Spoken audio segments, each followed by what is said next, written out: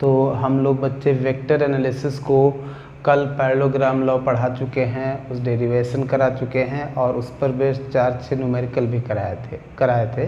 तो अब vector analysis को बच्चे आगे देखते हैं। देखिए बच्चे, तो आज ज़रा थोड़ा सा यूनिट वेक्टर के बारे में आप देखिए। आप लोग पढ़ भी चुके होंगे। ये एक्स एक्सिस, ये वाई एक्सिस, ये ओरिजिन। एक्स एक्सिस बच्चे इधर, वाई एक्सिस इधर, जैसा कि आप हाई स्कूल में लेते थे। जेड एक्सिस कुछ इस तरह से, जैसे मार्कर है, थोड़ा समझ लेना बेटा। एक्स एक्सिस, वाई एक्सिस और जेड एक्सिस ऐसे, लेकिन हवा में तो बना नहीं सकते हम लोग इस तरह से, ऐसे बनाते हैं, नहीं बना सकते, इसलिए जेड एक्सिस हम लोग ऐसे बनाते हैं। बट ये जेड एक्सिस की एक्चुअल पोजीशन नहीं है। जेड एक्सिस की एक्चुअल पोजीशन है इस तरह से। देखो, एक्स और वाई एक्सिस एक दूसरे के परपेंडिकुलर है, वाई और जेड परपेंडिकुलर। देखो, वाई ऐसे है, जेड ऐसे है, जेड और एक्स परपेंडिकुलर है, ठीक है। तो तीनों एक्सिस एक दूसरे के परपेंडिकुलर होते हैं कुछ इस तरह से। मैं ये परपेंडिकुलर का साइन बना दे रहा हूँ। एक्स एक्सिस की तरफ बच्चे यूनिट वेक्टर होता है आई कैप। एक्स एक्सिस की तरफ यूनिट वेक्टर क्या है? आई कैप। वाई एक्सिस की तरफ यूनिट वेक्टर है जे कैप और जेड एक्सिस की तरफ यूनिट वेक्टर है के कैप, ठीक है। तो आई कैप, जे कैप, के कैप यूनिट वेक्टर है एक्स एक्सिस, वाई एक्सिस और जेड एक्सिस की तरफ, और ये सब यूनिट वेक्टर है। इसका मतलब इन सब के मॉडुलस बेटा 1 के बराबर होते हैं, यूनिट वेक्टर है, ठीक है। ये तीनों एक दूसरे के परपेंडिकुलर होते हैं, ठीक है। जैसे बच्चे यहाँ पर हैं, आप ओरिजिन पर हैं, नहीं, अब हम कहें 3 मीटर चलो, केवल ये कहें 3 मीटर चलो, तो इसमें कोई स्पेसिफाइड डायरेक्शन नहीं है किधर चलो। लेकिन हम कहें 3i कैप मीटर चलो, तो 3i कैप मीटर मतलब ओरिजिन से 3 मीटर एक्स एक्सिस के डायरेक्शन में चलिए। तो आई कैप लगाने मात्र से ही बच्चे डायरेक्शन स्पेसिफाइड हो जाता है, डायरेक्शन आ जाता है। तो ऐसी हर चीज़ जिसमें आई कैप, जे कैप, के कैप या इनमें से कोई 2 या 1 या तीनों लगे होते हैं, उसमें डायरेक्शन होता है और उसको हम वेक्टर कहते हैं। देखिए, तो जैसे एक वेक्टर क्वांटिटी हम ले रहे हैं, ए vector is equal to A I cap plus B J cap plus C K cap, ठीक है। तो कुछ छोटे छोटे फॉर्मूले देख लीजिए। जैसे पहला formula, magnitude of A vector, Hindi में हम कहते हैं ए वेक्टर का परिमाण। बच्चे क्या होता है? मॉड ए। सिंपल हम ए से भी लिख सकते हैं। क्या होता है? आई के साथ जो है उसका स्क्वायर प्लस जे के साथ जो है उसका स्क्वायर प्लस के साथ जो कोफिशिएंट है उसका स्क्वायर का स्क्वायर रूट। तो ये मॉड ए का फॉर्मूला आ गया। दूसरा बच्चे, unit vector along A vector, A vector के अनुदिश एकांक सदिश, इसको हिंदी में हम ये कहते हैं, और इसको ए कैप से रिप्रेजेंट किया जाता है। ए कैप होता है A vector upon mod A.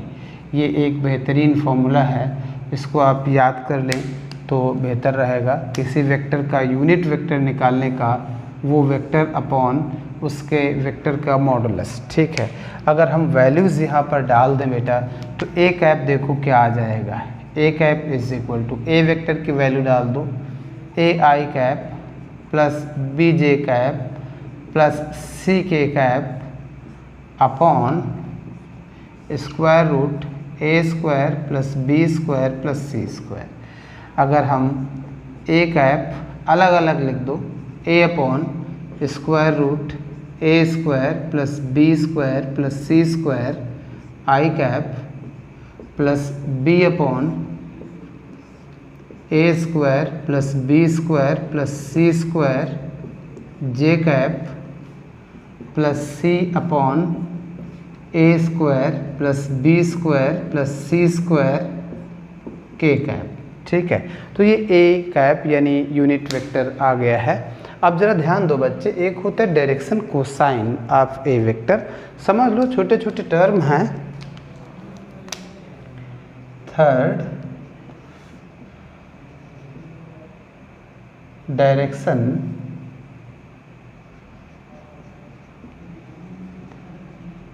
Cosines of A vector, Hindi में कहते हैं ए वेक्टर की दिक् खोजाएं।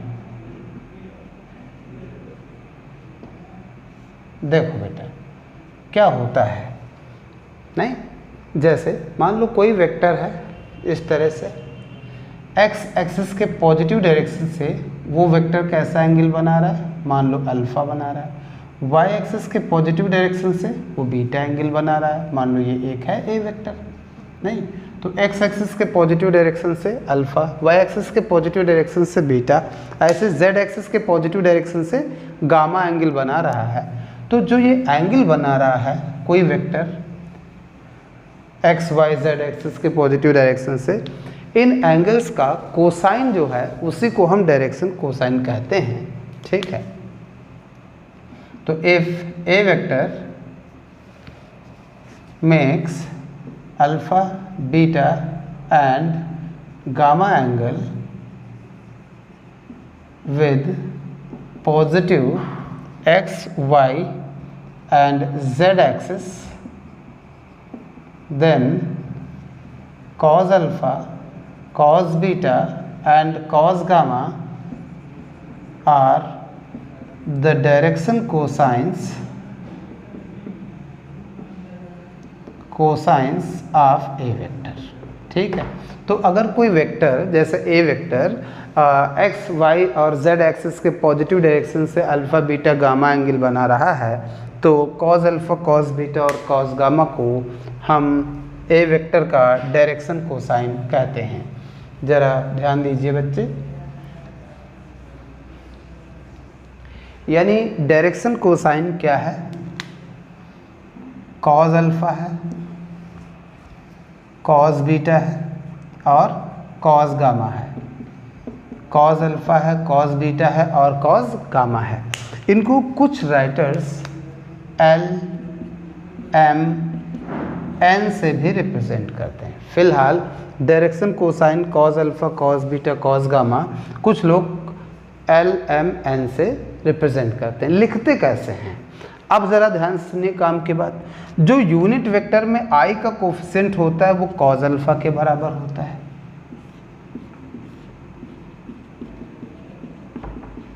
और जो यूनिट वेक्टर में जे के साथ लिखा होता है वो कॉस बीटा के बराबर होता है, और जो यूनिट वेक्टर में के साथ लिखा होता है वो कॉस गामा के बराबर होता है। तो कितना आसान है, यूनिट वेक्टर निकाल लो, डायरेक्शन कोसाइन पहले ही आ गए आराम से, ठीक है। देखिए अब एक नोट देखिए, cos alpha cos beta cos gamma direction cosine है, तो cos square alpha plus cos square beta plus cos square gamma, ये बच्चे हमेशा 1 होता है, यानी तीनों डायरेक्शन कोसाइन के स्क्वायर का सम 1 होता है। अगर आपसे कोई कहे प्रूफ कर दीजिए, तो प्रूफ तो बहुत आसान है, cos square alpha cos square beta cos square gamma. Cos square alpha क्या, ए स्क्वायर स्क्वायर रूट हट जाएगा, A square plus B square plus C square, B square square root गायब हो जाएगा, सी स्क्वायर स्क्वायर रूट गायब हो जाएगा। अगर आप एलसीएम ले लें, A square plus B square plus C square, तो आएगा A square plus B square plus C square, देखो 1 आ गया। नहीं तो डायरेक्शन कोसाइन के स्क्वायर का सम हमेशा 1 होता है, ये प्रॉपर्टी आपको याद रखनी है। चलो देखो छोटे छोटे क्वेश्चन में जो पढ़ चुके हैं उसको अप्लाई कर लेते हैं, बहुत छोटे छोटे क्वेश्चन, ज़्यादा नहीं, 1 या 2। देखिए क्वेश्चन क्या है, if A vector is equal to 2i cap minus J cap plus 2k cap, then find पहला part modulus of A vector, दूसरा unit vector along A vector, तीसरा direction cosines of A vector. देखो बेटा, तो सबसे पहले modulus या magnitude of A vector क्या होगा? आई के साथ क्या है 2, जे के साथ क्या है -1, के साथ क्या है 2, क्या आ रहा है 4 + 1 + 4 9 आएगा, यानी मॉड ए आ गया 3। दूसरा यूनिट वेक्टर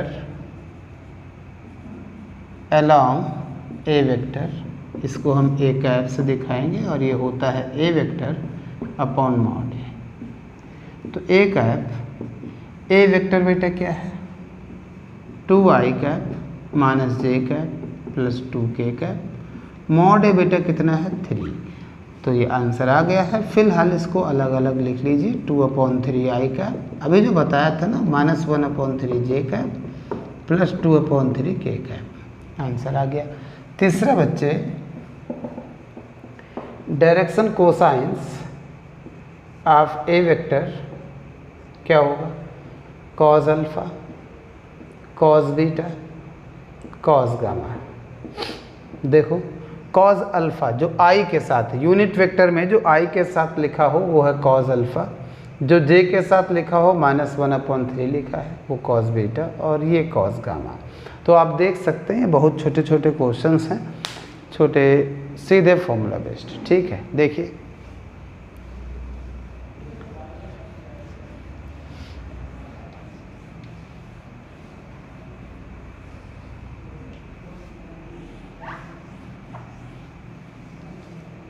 देखो बेटा एक अच्छा क्वेश्चन लिख देते हैं।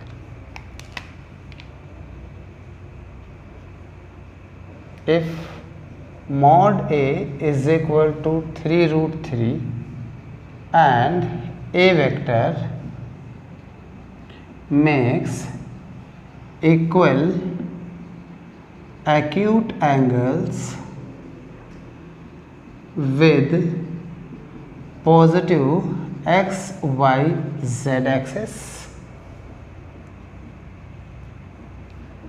then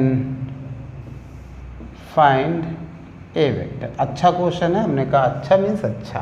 ठीक है, तो अगर मॉड ए 3√3 हो और A vector plus X Y Z अक्षों के साथ बराबर न्यून कोण बनाता हो, हिंदी में एक्यूट एंगल को कहते हैं न्यून कोण। ठीक है, तो ए वेक्टर प्लस यानी positive x Y z axes के साथ इक्वल एक्यूट एंगल बराबर न्यून कोण बनाता हो नहीं, देन ए वेक्टर आप बता दीजिए। तो यहाँ पर बच्चे जो सॉल्यूशन में आप पहली लाइन लिखेंगे उसमें देखिए तीनों एंगल सेम दिए हैं क्वेश्चन में, देखो इक्वल एक्यूट एंगल। ठीक है, तो तीनों एंगल बेटा सेम दिए हैं और आप जानते हैं cos square alpha plus cos square beta plus cos square gamma is equal to कितना होता है 1। ठीक है, तो cos square alpha plus cos square beta की जगह भी अल्फा डाल सकते हैं, गामा की जगह भी अल्फा डाल सकते हैं, इज इक्वल टू 1। तो 3 cos square alpha is equal to 1, cos square alpha is equal to 1/3, cos alpha is equal to 1/√3। Okay, तो cos अल्फा आ गया है। आप कहोगे सर जी प्लस माइनस क्यों नहीं लिखा? चलो लिख देते हैं प्लस माइनस। तो cos अल्फा की दो वैल्यू, प्लस 1/√3 माइनस 1/√3। ये आंसर गलत है, ये सही है। क्यों? न्यून कोण अल्फा जो क्या है, सिंस अल्फा जो है 90 डिग्री से छोटा है, अल्फा 90 डिग्री से छोटा है यानी अल्फा फर्स्ट क्वाड्रेंट में है, और फर्स्ट क्वाड्रेंट में कॉस क्या होता है? पॉजिटिव होता है। नहीं, अगर ये होता ऑब्ट्यूस एंगल अधिक कोण तो फिर 90 डिग्री से बड़ा होता, फिर ये निगेटिव वाला लेते क्योंकि सेकेंड क्वाड्रेंट में कॉस अल्फा निगेटिव होगा। ठीक है। फिलहाल एक्यूट एंगल इसका मतलब ये सही है। तो कॉस अल्फा 1/√3, तो कॉस बीटा भी 1/√3 आएगा, कॉस गामा भी 1/√3 आएगा। तो कॉस अल्फा 1/√3, यहाँ से कॉस बीटा भी 1/√3 आएगा और कॉस गामा भी 1/√3 आएगा। अब अच्छा आप देखो, अब अगर हम लिखें यूनिट वेक्टर तो देखते हैं कितने बच्चे जान जाएंगे। 1/√3 आई कैप प्लस 1/√3 जे कैप प्लस 1/√3 के कैप। पता नहीं समझ पाए हो नहीं समझ पाए हो, ऐसे नहीं समझ पाओगे। ये सोचो अगर ए कैप दिया होता और हमसे कोई कहता डायरेक्शन कोसाइन लिखो तो हम क्या करते? आई के साथ जो लिखा है वो cos alpha, cos beta, cos gamma. तो cos alpha, cos beta, cos gamma दिया है तो हमको ए कैप लिखने में कोई दिक्कत नहीं होगी। अच्छा ए कैप आप जानते हो क्या होता है? ए वेक्टर अपॉन मॉड ए, 1/√3 आप कॉमन ले लीजिए, आई प्लस जे प्लस के। ए वेक्टर अपॉन मॉड ए 3√3 है, 1/√3 आई प्लस जे प्लस के, ये कैंसिल हो गया। ए वेक्टर बेटा आ जाएगा 3 i cap plus J cap plus के कैप। ये आंसर है। अच्छा क्वेश्चन था, उम्मीद है तुम्हें समझ में आया होगा। देखो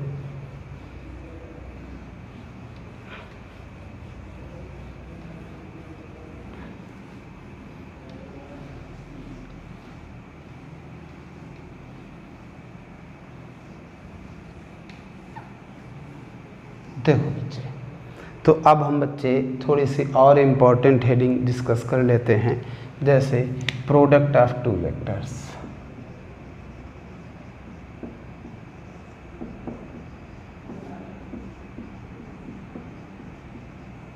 प्रोडक्ट ऑफ टू वेक्टर्स, दो वेक्टर का प्रोडक्ट बच्चे दो तरह का होता है।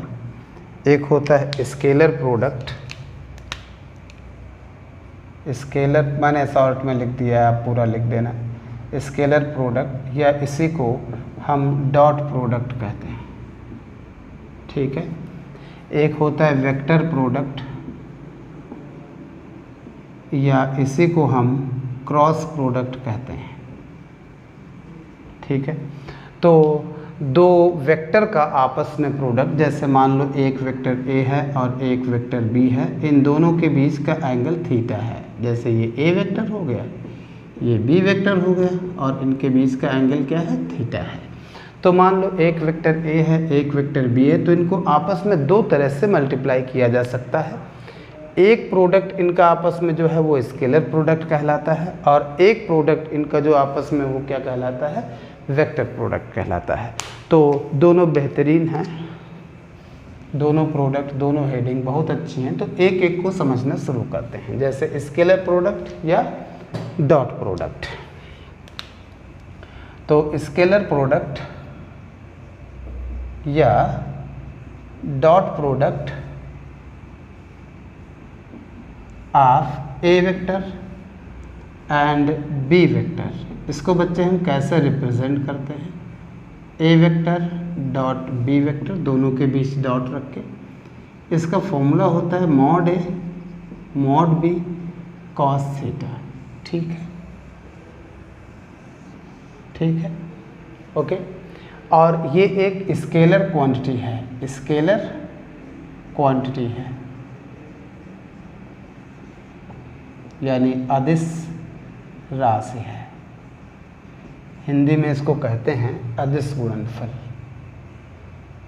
अदिश गुणनफल, ठीक है। तो होता क्या है बच्चे, अगर हम कहें तो दो वेक्टर का स्केलर प्रोडक्ट एक स्केलर क्वांटिटी होता है। पहला सेंटेंस तो तुम्हें समझ में आ गया। दो वेक्टर का स्केलर प्रोडक्ट एक स्केलर क्वांटिटी होता है और इसकी वैल्यू क्या होती है स्केलर प्रोडक्ट की? दोनों वेक्टर के मैग्नीट्यूड और उनके बीच के एंगल के कोसाइन के प्रोडक्ट के बराबर होता है। दोनों वेक्टर के मैग्नीट्यूड और उनके बीच के एंगल के कोसाइन के प्रोडक्ट के बराबर होता है, यानी the scalar product of two vectors is a scalar quantity which is equal to product of magnitude of both the vectors and cosine of angle between them। बस हो गया, हिंदी में समझा दे रहा है। नहीं, दो सदिशों का अदिश गुणनफल एक अदिश राशि होता है। The scalar product of two vectors is a scalar quantity. दो सदिशों का अदिश गुणन, मैं लिख दूं, जब तक बोलूँगा मैं शॉर्ट में लिख दूं, दो सदिशों का अदिश गुणनफल एक अदिश राशि होता है जिसका मान दोनों सदिशों के परिमाणों तथा उनके बीच के कोण के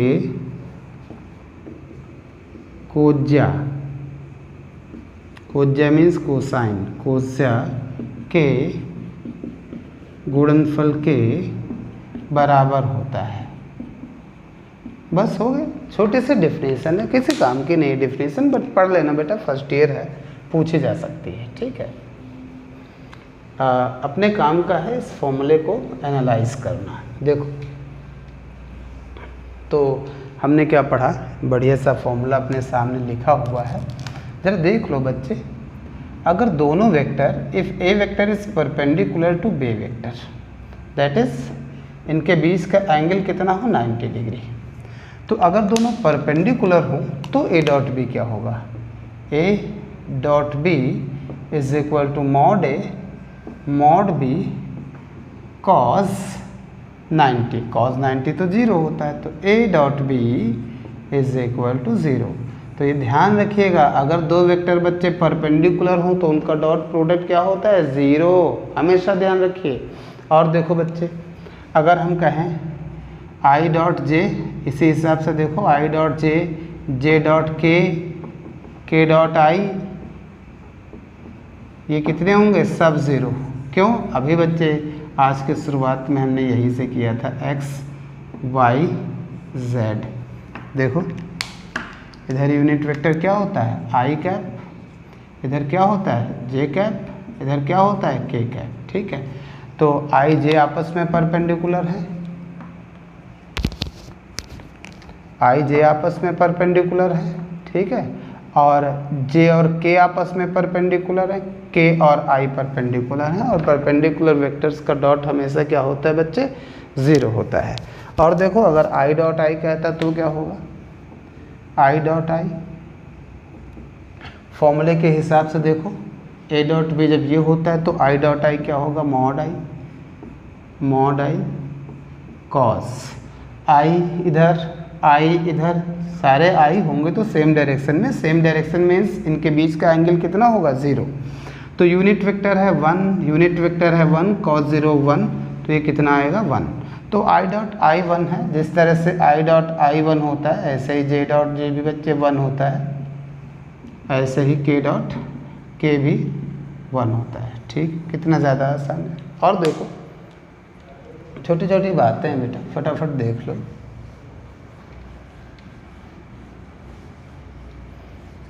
ये सब रिवाइज करते रहिए आप। देखो, मान लो ए वेक्टर दिया है a1 आई कैप प्लस a2 जे कैप प्लस a3 के कैप, एंड बी वेक्टर दिया है b1 आई कैप प्लस b2 जे कैप प्लस b3 के कैप हैं। अब हमसे कहें कोई कि ए डॉट बी बता दो, तो हम लोग ए डॉट बी बता देंगे। कैसे? A1 आई कैप, A2 जे कैप, A3 के कैप डॉट B1 आई कैप, B2 जे कैप, B3 के कैप। देखो बेटा ब्रैकेट ओपन करो, क्या A1 B1 I dot I plus A1 B2 I dot J, A1 B3 I dot के। समझ तो आ रहा होगा ना, ब्रैकेट ओपन कर देखो A2 B1 J dot I plus A2 B2 J dot J plus A2 B3 J dot के plus A3 B1। देखे रहे ना बच्चे, फिर ना कहना समझ नहीं आया। A3 B2 के डॉट जे प्लस क्या A3 B3 के डॉट के। अब अभी अभी आपको हमने बताया आई डॉट आई तो 1 है, ये काम का है, ये काम का है और ये काम का है। क्यों? आई डॉट आई 1 था, जे डॉट जे 1 है। जे डॉट जे कहाँ है? ये है जे डॉट जे, ये नहीं। चलो ठीक है, जे डॉट जे इधर लिखा है, जे डॉट जे 1 है और के डॉट के 1 है। इसके अलावा जितने भी आई जे के आई, ये सब का डॉट बच्चे 0 होता है। तो क्या आएगा ये A1 B1 I dot I 1, बाकी तो सब 0। क्या A2 B2 1, क्या A3 B3 1, यानी क्या A1 B1 plus A2 B2 plus A3 B3। तो A डॉट बी की वैल्यू आ गई। ये हमने पहली बार तो ये प्रूफ करके लिख लिया है। आज के बाद जब कभी हमको इसका यूज़ करना होगा तो हम डायरेक्ट यूज़ करेंगे। कैसे? ए वेक्टर ये दिया है, बी वेक्टर ये दिया है और दोनों का डॉट लेना है। तो जो आई के साथ लिखा हो उसको प्रोडक्ट ले लो। इधर आई के साथ A1, इधर आई के साथ B1, यानी A1 B1, जे के साथ A2 B2, के साथ A3 B3। ठीक है, ज़रा देख लीजिए, छोटे छोटे क्वेश्चन में अप्लाई कर लेते हैं।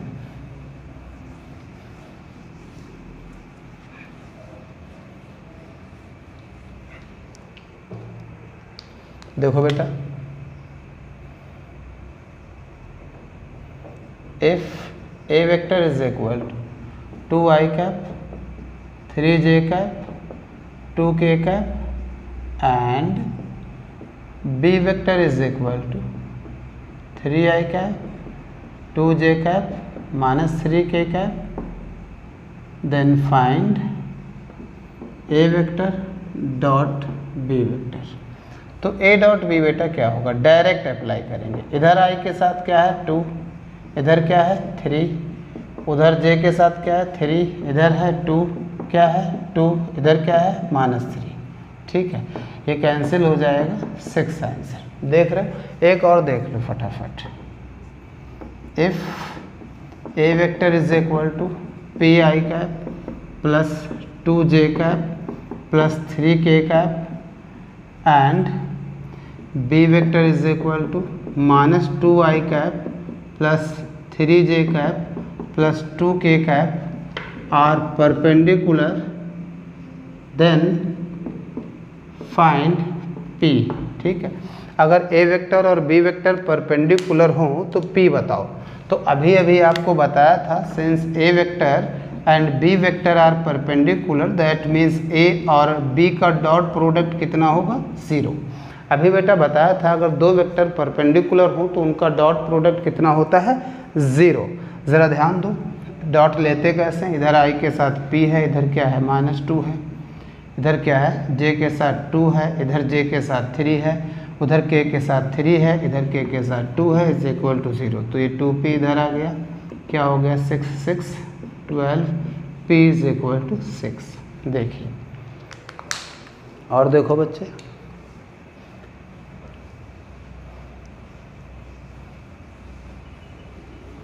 बड़े आसानी से हम दो वेक्टर के बीच का एंगल भी डॉट प्रोडक्ट की हेल्प से निकाल सकते हैं। जैसे कोई हमसे कहे कि if a vector is equal to 3i cap plus 2j cap plus k cap and b vector is equal to 2i cap plus j cap minus k cap, then find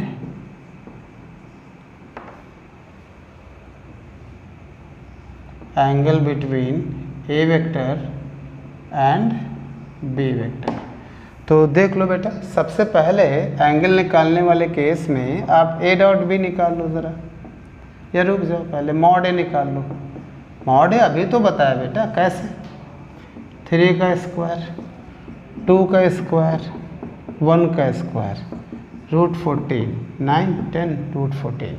mod b आप निकाल लीजिए, कितना, 2 का square, 1 का square minus 1 का square, root 6, क्यों 4 और 2 root 6। अब ज़रा बच्चे a डॉट b भी निकाल लो। क्या बताया तो है, i के साथ, तो इधर i के साथ 3 है, उधर 2 है, इधर 2 है, उधर 1 है, इधर 1 है, इधर माइनस 1 है, तो कितना 6 प्लस 2 माइनस 1, ये 8, 7। a डॉट b का फॉर्मूला बच्चे क्या होगा, mod a mod b cos theta, mod a mod b cos theta. तो मॉड a बच्चे कितना है, रूट 14, मॉड b कितना है, रूट 6 कॉस थीटा। और ये देखो बच्चे, आप समझ रहे हो ना, मॉड a निकाल चुके, मॉड b निकाल चुके, कॉस थीटा।